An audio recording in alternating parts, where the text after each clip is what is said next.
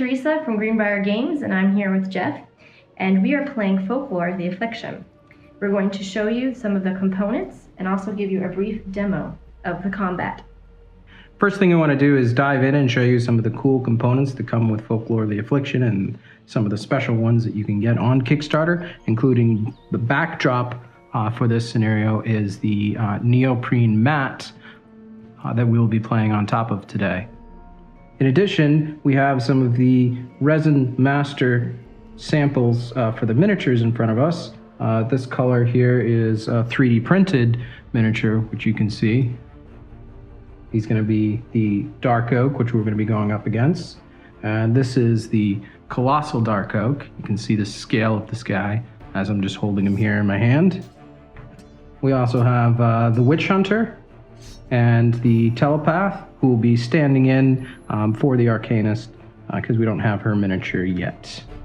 So what you see in front of you here is we have some of the creature cards on the left, the Colossal Dark Oak and the Dark Oak. We also have the character cards down here with their starting equipment and a couple bonus items that we've pulled out for this example play, including the Companion Snow Owl and also the Missiles of Marksman, which actually add additional arrows to the quiver. In front of us here, we also have some of the tokens that come with the game, including the bandages. On the reverse side, it actually tells you what it does. In this case, you would get to recover 4 Vita if you used it. There's also the Holy Water. This is an interesting little token because as you use it, you turn it to denote how many times you can use it. In this case, it actually can be used 4 times. And on the back, it tells you what it does as well. Okay, so let's jump right into a combat example here. The Witch Hunter is going to get to go first because he does have the leader token from the story. Looking at the Witch Hunter real quick here, he does have a crossbow, which is a ranged attack weapon. He does get some bonuses here from the Snow Owl from range attack, as well as this card here in the scope, which does allow him to gain +5 might with ranged weapons during the first turn of combat. So we're definitely going to want to attack in this first round. I'm thinking for his strategy that we might actually try to move around the Colossal Dark Oak toward that search icon back there to see if we can find something that might be useful for this battle. So I'm going to go ahead and have him move first. According to his character card right here, you can see he has a stride of 4, so he's going to get to move 4 spaces on the map board. In Folklore the Affliction, you can move diagonally or orthogonally, cost 1. So I'm going to go ahead and go 1, 2, 3, 4. So he's moved, and now I'm going to make my attack roll to attack the Colossal Dark Oak. Okay, so the Witch Hunter is going to go ahead and make an attack here. He's going after the Colossal Dark Oak, who has a defense of 52, which you can see up there. So that's the number that I'm going to try to beat. I'm going to be rolling a D100, a D10, and lastly a D4, which is going to represent the damage that I do. The damage that you do against each creature is determined by a die roll and plus the different weapons and other modifiers that you have. So I'm going to go ahead and pick up all these dice at the exact same time and roll them. All right, fantastic. I got, let's see, a total of 16. That's an awesome roll against 52. But it's not just 16. You look at your character and you add in your bonus might. That would bring it up to 20. So 16 plus 4. And then in addition to in the scope card over here, which is another 5, would bring it up to 25, which is still not good enough in order to hit the Colossal Dark Oak. Okay, but I have this cool ability called Tracker, which allows me to re-roll any of my missed ranged attacks. In the bottom left-hand corner, you can see here it's got a 1. That's the power points that I'm going to need to spend in order to activate it. So I'm going to move this down 1 to activate it, and then I'm going to pick up my dice and I'm going to re-roll to try to hit them.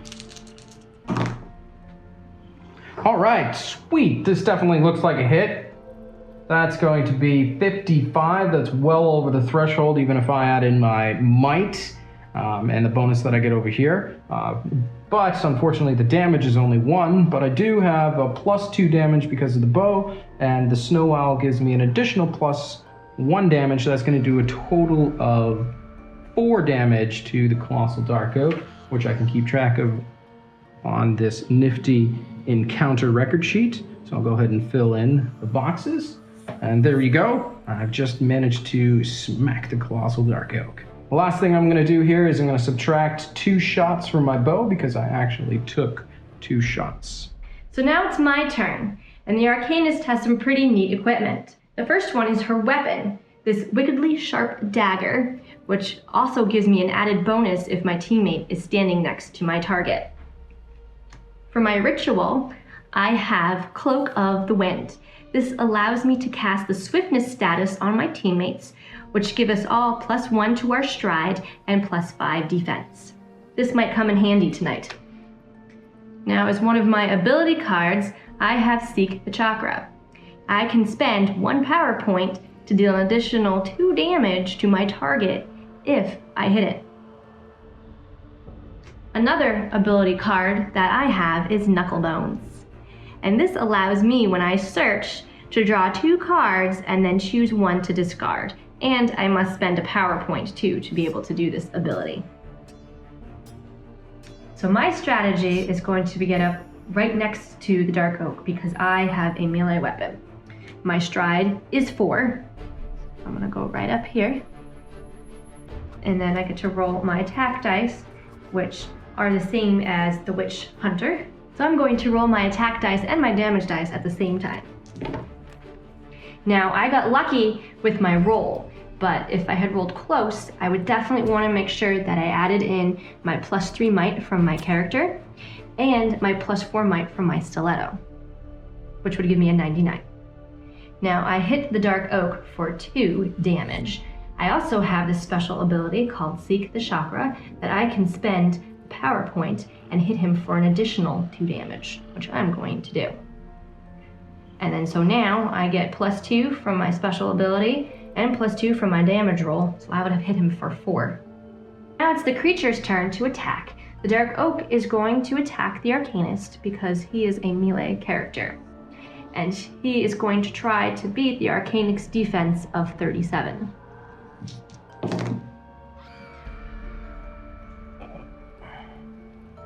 Okay, so we go ahead and add up this number here. This is going to be a total of a 40 plus the might for the 2-player game is +4, which is a 44, which is greater than her defense of 37, so that's definitely a hit.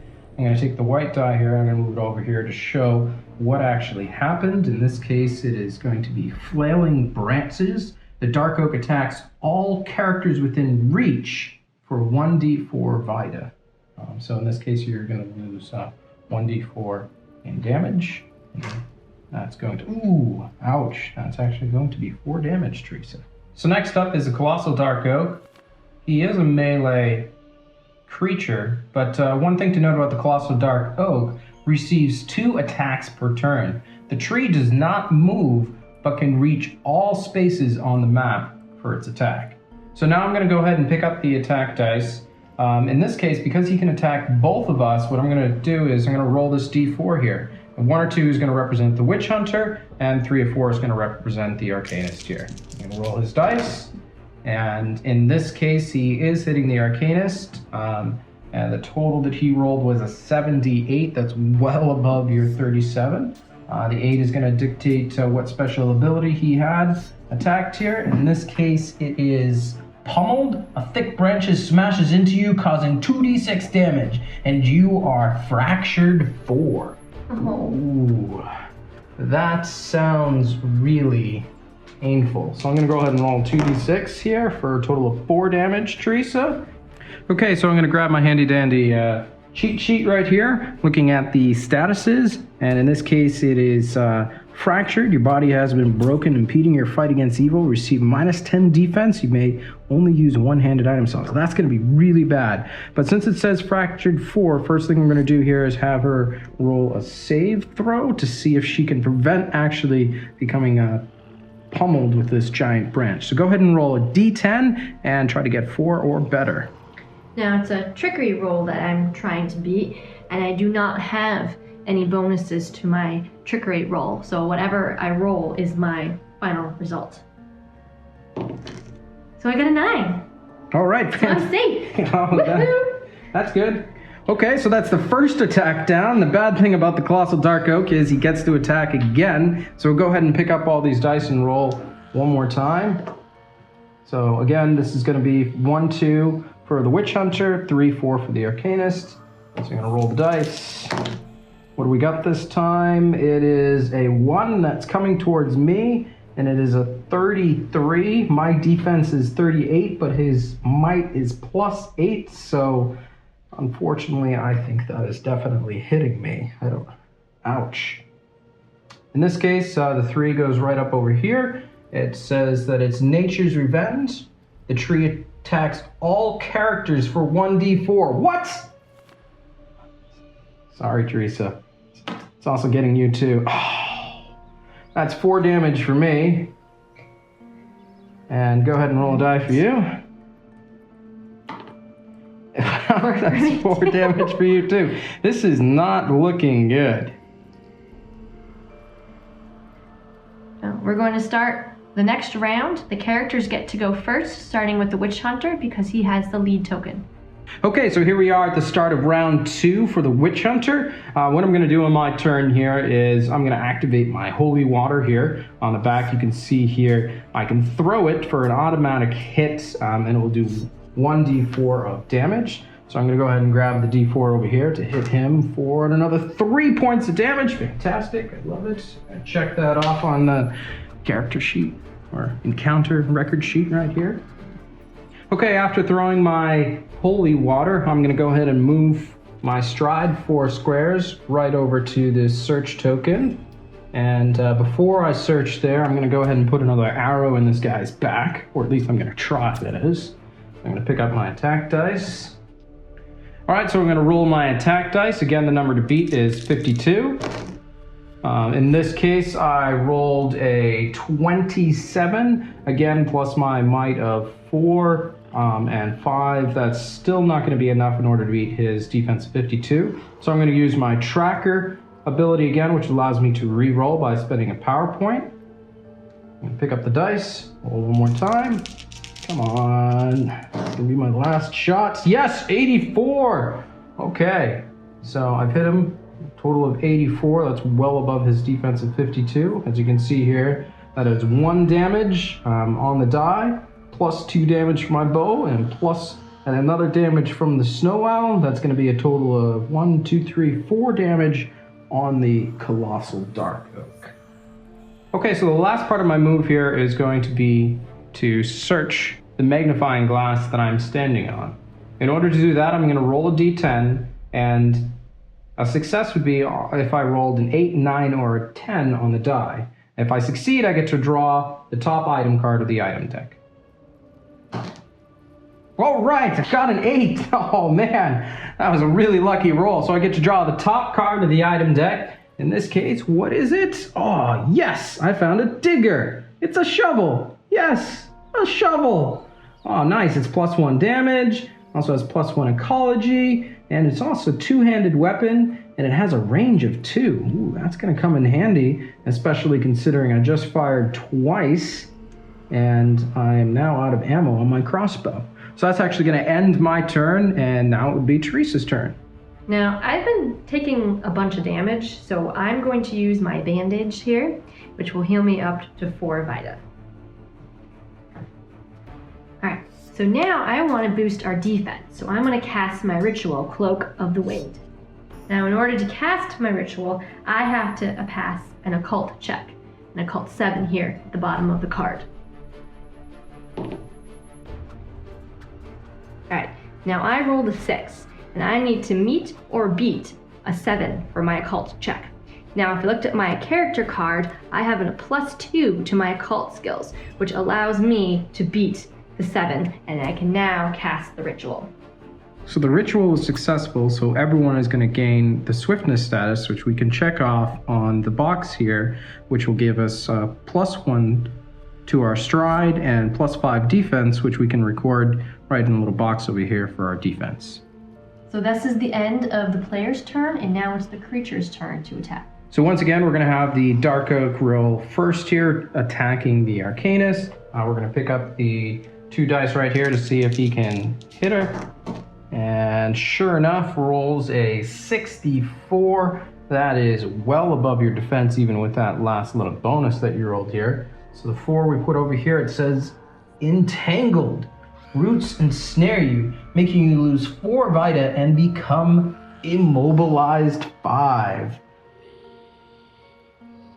Immobilized. The forces around you prohibit your movement. Receive -10 might. Pass Ecology 5 at the start of each turn, or stride becomes 0. Ends when combat is over. In order to prevent this from happening, Teresa, you're going to have to pass a Trickery 5.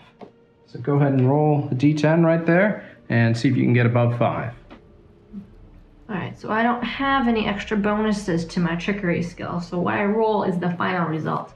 Oh. Ah, sweet! Alright, you are very lucky there.